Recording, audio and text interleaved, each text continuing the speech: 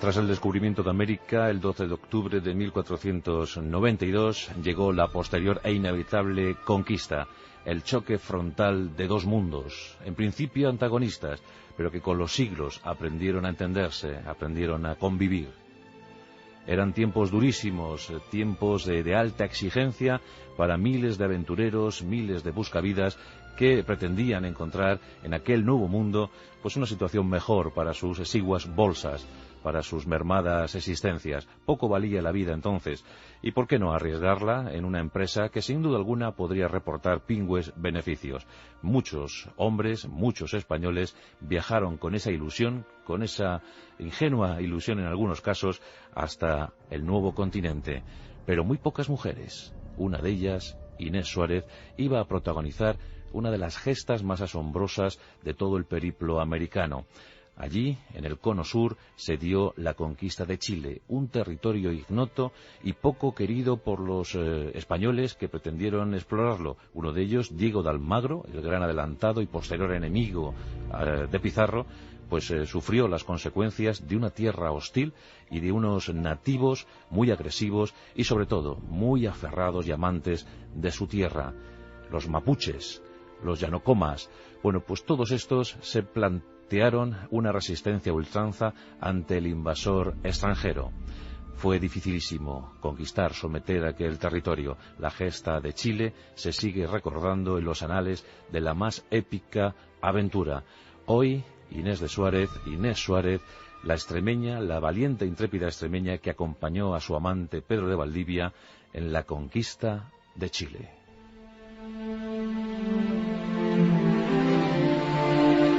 Pocos detalles disponemos sobre la verdadera vida, sobre la gran peripecia vital de Inés Suárez. Sabemos que nació en Plasencia, en el norte de Cáceres, una bellísima localidad extremeña que hoy en día cuenta con más de 42.000 habitantes, pero que antaño, a principios del siglo XVI, esa cifra la podía ver mermada en bastantes números porcentuales.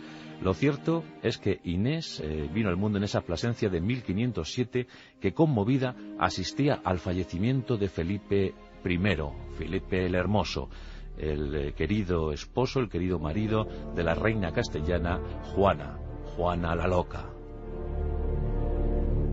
Durante varios meses, Juana, la reina de Castilla, paseó el cadáver de Felipe, de su amado Felipe, por buena parte del territorio hispano.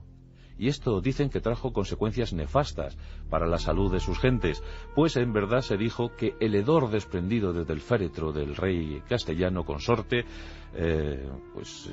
sembró de peste negra todas las latitudes que iba visitando, que iba transitando, nada más lejos de la realidad.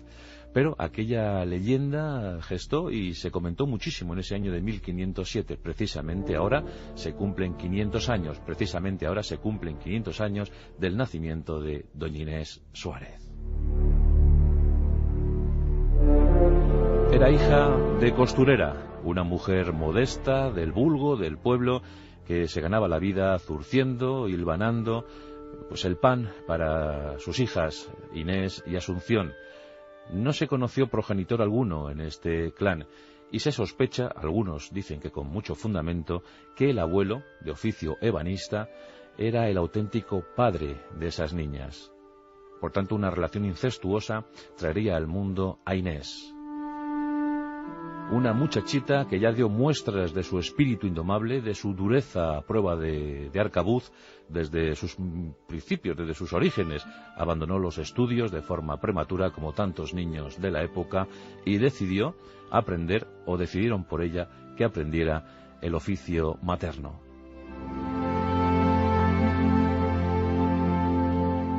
Pero Plasencia, Extremadura, en definitiva, se iban a quedar muy pequeñas para el espíritu inquebrantable y explorador de Inés Suárez. En 1526, con apenas 21 añitos de edad, conoció a Juan de Málaga, un buscafortunas dispuesto a ganarse algo más que la vida en la nueva situación americana. Dicen que el flechazo fue instantáneo, que ambos jóvenes se enamoraron profundamente, y ese mismo año acudieron ante el altar para sellar su unión mediante matrimonio. Por desgracia para Inés no llegaron los hijos, y es que la bella muchacha extremeña era estéril al parecer. Y por desgracia también para ella, su esposo, su flamante marido, Juan de Málaga, de inmediato soñó con las aventuras, con las posibilidades que el nuevo continente ofrecía para todos los que quisieran buscar fortuna en él. Hacia 1527, esto es, tan solo un año después de la boda, Juan le dijo a su mujer que iría a América, que viajaría al nuevo continente, a las Indias, para conseguir los tesoros que les negaba Europa. Juan aseguró, prometió, que tardaría muy poco en conseguir ese oro y que regresaría rico a España para vivir juntos una vida de felicidad. Inés, ingenua ella, creyó en él y le dejó marchar para no volver a verle jamás. Durante años, Inés esperó anhelante las noticias de su cónyuge, pero estas eran escasas, muy escasas. Sabía que Juan había recalado en tierras de Panamá y que de ahí había pasado a Venezuela. Esto lo conocía por las pocas cartas que le llegaban. Finalmente, las misivas, las epístolas, dejaron de acudir a ella. Y es aquí donde Inés entra en la historia, porque, resuelta como era, solicitó licencia real para viajar por sí misma a las Indias y conocer allí el paradero de su esposo. Esta licencia llegó en 1537, es decir, 10 años después de la marcha de Juan de Málaga. ¿Qué habría ocurrido con él? ¿Habría conseguido los tesoros, las fortunas que pretendía? Lo iba a averiguar casi de inmediato. Una vez puesto pie en tierra, Inés indagó. Quiso saber el paradero exacto de su esposo. Preguntó aquí, allá, acullá. Habló con muchos. Le fueron conduciendo a la pista más certera, la más fiable, y ésta le situaba en tierras del Perú. Allí, según se decía, Juan de Málaga se había alistado como soldado en las huestes de los hermanos Pizarro, y junto a ellos había emprendido una de las empresas más colosales de toda la conquista americana, la conquista del Imperio Inca, nada más y nada menos.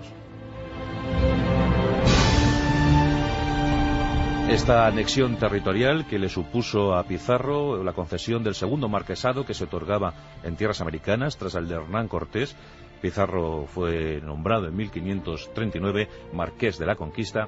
Bueno, pues esta peripecia no estuvo exenta de rigores, incluso de disensiones internas, y las primeras guerras civiles que se declararon en América entre españoles se dieron precisamente en Perú, entre los seguidores de los Pizarro y los leales a don Diego de Almagro. Todo culminó en 1538 en el famoso enfrentamiento en la batalla de las Salinas. En esa refriega, Juan de Málaga, el esposo de Inés Suárez, murió en combate, murió peleando al servicio de los Pizarro. Cuando Inés llegó a Perú, llegó a Cuzco, solo pudo constatar la presencia del cadáver, yermo de su marido. Tanto viaje, tantos kilómetros, en aquel tiempo viajar de España a América era casi como ir a la luna. Bueno, pues allí estaba ella, en 1538, con apenas 31 años de edad, sola, viuda y a merced de los acontecimientos. Su marido había fallecido, no había ninguna fortuna que rascar. ¿Qué pasaría con ella? ¿Cuál sería su futuro desde entonces? ¿Qué destino la esperaba? Las autoridades de Cuzco consideraron la situación de Inés Suárez y, teniéndola como viuda de soldado, muerto en combate, tuvieron a bien concederla una tierra cultivable y una encomienda de indios. Con lo cual, Inés Suárez se convirtió, por mor de los acontecimientos nefastos en torno a su marido, en una próspera terrateniente en tierras peruanas. Y además se dio otra circunstancia muy especial y definitiva para Inés Suárez, y es que vecino suyo era don Pedro de Valdivia. Pedro de Valdivia, también extremeño como ella, Había sido el maestro de campo, el mariscal de campo de los Pizarro en la batalla de las Salinas. Era un bravo militar, curtido en 1000 batallas y casado, sí, con una noble española, María Ortiz de Gaete. Bueno, pues María Ortiz de Gaete esperaba añorante el reclamo de su marido para viajar a América, pero este no terminaba de llegar. La situación era demasiado difícil, demasiado peligrosa, y don Pedro no estimó oportuno que su mujer viajase a una geografía tan hostil. Pero allí estaba la bella Inés Suárez. Y juntos deambularon, pasearon, cambiaron impresiones por las calles de la recién conquistada Cuzco. Y pronto surgió el amor. Hay incluso quien aventura que tanto don Pedro como doña Inés ya se conocían en España y que habían mantenido ahí un fugaz romance que fructificó más adelante en América. Pero bueno, esto está sin investigar con profundidad. Simplemente es una suposición de algunos autores. Lo que sí realmente se puede constatar es que tanto don Pedro como doña Inés se enamoraron perdidamente, hasta las cachas, que diría algún castizo. En 1539, el orgulloso marqués de la Conquista, don Francisco Pizarro, concedía licencia a don Pedro de Valdivia para que buscase su lugar bajo el sol, su sitio, su gran sitio en la historia. Y es que a Valdivia le faltaba una gran conquista, una epopeya que asumir, una gran victoria de la que alardear, y eso se encontraba tan solo en el cono sur. Todo lo demás ya había sido conquistado. Antes hemos dicho que Diego de Almagro se había estrellado contra la hostilidad geográfica y humana de Chile. Los mapuches, los llanocomas, estaban allí, esperando cualquier agresión extranjera. Y eran fieros y muy bravos, muy amantes de su tierra y de la libertad. Y por eso iban a vender muy cara cualquier progresión de los españoles hacia el sur.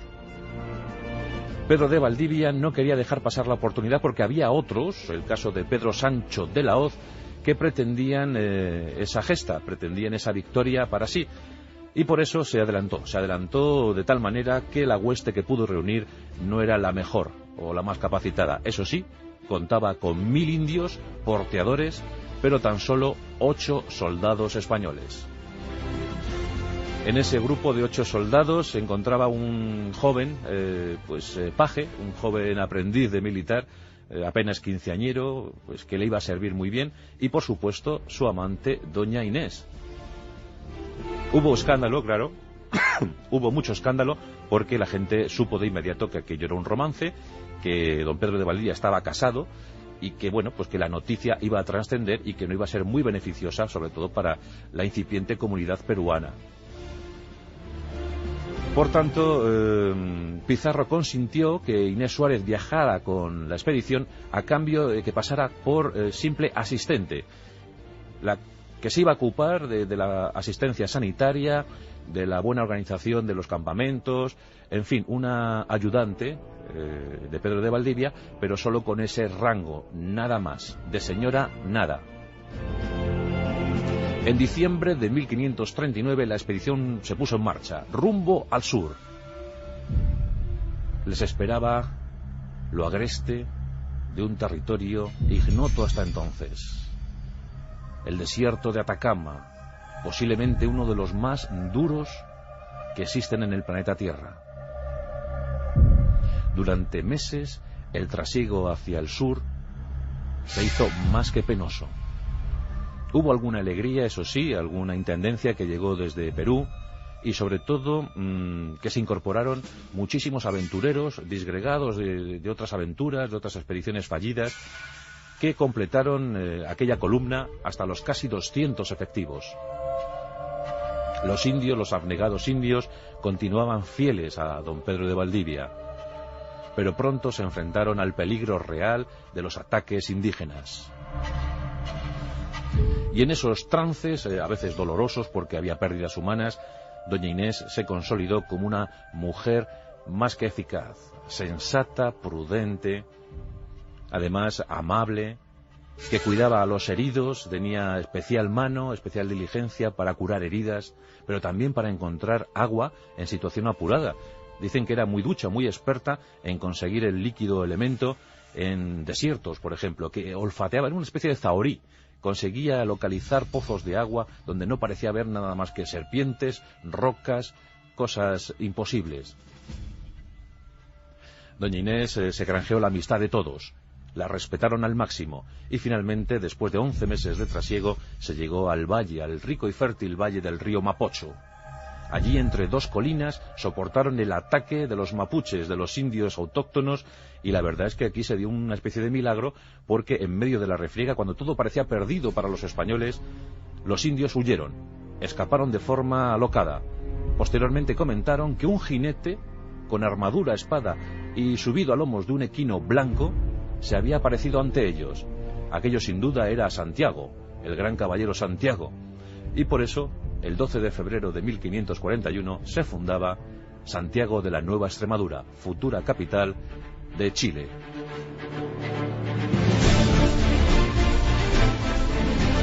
Y desde entonces la obstinación por permanecer en aquel territorio, por asentarse, por crear colonia, por intentar el entendimiento con los elementos nativos. En agosto se capturaron 7 caciques como rehenes amistosos a la espera de evitar un más que presumible ataque indígena. El 9 de septiembre de 1541, el propio don Pedro Valdivia, con 40 jinetes, salía de Santiago para intentar sofocar una rebelión. Y este momento fue aprovechado por los indios para acercarse a Santiago de la Nueva Extremadura e intentar recuperar a sus caciques cautivos. Se cuenta que no menos de 8.000 indios cercaron la población, la angustiada población. Y es aquí donde sale el espíritu rebelde e indómito de Inés Suárez. Al frente de la guarnición se encontraba Alonso Monroy, era el jefe de la guarnición militar, y todos debatían en ese momento qué hacer. Lo más seguro era capitular, entregar a los caciques cautivos y esperar la benevolencia de los indios. Pero Inés se rebeló ante esto y dijo que lo mejor era atemorizar al enemigo, porque tarde o temprano les iban a atacar y les masacrarían. Entonces fue cuando se dirigió a la zona en la que se encontraban los 7 jefes indígenas. Y según cuentan las crónicas, ya con la connivencia de Alonso Monroy, todos habían decidido que lo mejor era el escarmiento e intentar con ello aterrorizar a los indios. Inés Suárez se dirigió a los 2 oficiales españoles que custodiaban la prisión y les dijo que había que decapitar a los indígenas, a los jefes indios. Uno de los oficiales le dijo: ¿y cómo lo haremos? Ella, desenvainando su espada, decapitó al primer cacique y dijo ella: así lo haremos. El efecto de las 7 cabezas cortadas fue atroz entre los indios. Lanzada sobre ellos, provocó que estos se atemorizaran, como en efecto había sospechado Inés Suárez. Y para más engorro de los nativos, la propia Inés ciñó una armadura en su cuerpo, se colocó un casco, subió sobre un caballo y desde allí enardeció la tropa, la otrora enflaquecida tropa de Santiago. Supo lanzar la soflama adecuada para protagonizar un contraataque muy mortífero, muy eficaz sobre los indios, los cuales huyeron en desbandada. Desde entonces la heroína de Santiago, Inés Suárez, una mujer que pudo reunir los pocos animales que quedaban. La población había sufrido el ataque de las flechas incendiarias, habían muerto algunos soldados, pero sobre todo lo que había era hambre. Así que estuvo cuidando con celo pues cerdos, gallinas, todo lo que pudo encontrar para sustentar, para dar alimento a los escasos pobladores de Santiago. Su acción de aquel día, de aquel 11 de septiembre de 1541, fue recompensada 3 años más tarde por el propio Pedro de Valdivia, quien la concedió una medalla honorífica por su acción del 11 de septiembre. Pero la situación no iba a quedar ahí. Su romance, su amor no iba a fructificar más allá de 1549, año en el que Pedro de la Gasca, virrey del Perú, pues conminó a Pedro de Valdivia a que dejase esa relación pecaminosa, que recuperase a su mujer perdida de España, que la reclamase en su presencia, que un flamante gobernador de Chile no podía estar bajo el amparo de una amante. y por tanto tuvo que abandonar el lance sentimental con Inés Suárez. Esta, muy apenada, asumió esa decisión y aceptó también casarse con Rodrigo Quiroga, uno de los mejores lugartenientes de Pedro de Valdivia. Así eran las cosas en el Nuevo Mundo. Se casó con él en 1549 y vivió en compañía de este soldado español pues el resto de su vida, hasta 1580, año en el que los dos fallecieron de edad ya muy longeva. En ese tiempo Inés Suárez se confirmó como una espléndida mecenas, levantó con su dinero pues conventos, iglesias, y fue, pues yo creo que lo más destacado de la flor y nata de aquella incipiente sociedad colonial, aquella población que a duras penas intentaba abrirse paso en un momento difícil para todos.